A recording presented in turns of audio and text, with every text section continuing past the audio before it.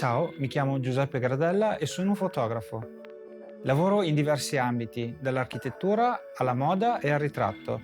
Le mie foto sono apparse sopra riviste di moda, copertine di libri e dischi di musica e sono state proiettate in Plaza Callao di Madrid per il festival internazionale Callao City Arts. Il mio stile è stato definito poetico, onirico e a tratti malinconico. Amo catturare le immagini attraverso superfici traslucide, creando un effetto quasi pittorico. Questa tecnica, più di ogni altra, mi dà la possibilità di suggerire sensazioni e ricordi in maniera delicata e artistica. I miei scatti sono il risultato di un'accurata ricerca estetica e di un'attenta cura per la composizione, ma sono anche l'espressione del mio immaginario intimo, unito al profondo rispetto per la rappresentazione femminile. In questo corso domestica ti insegnerò come realizzare ritratti con pannelli semitrasparenti.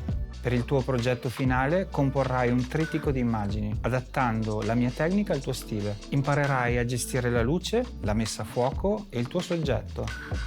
All'inizio ti mostrerò il lavoro del fotografo prima degli scatti. Ti insegnerò a guardare le cose che ti stanno attorno, a organizzare ricordi, esperienze e progetti. Poi ti illustrerò come utilizzare le superfici trasparenti e gestire luci e riflessi. Anche il reperimento dei materiali è importante. Ti dirò come sceglierli e come trattarli.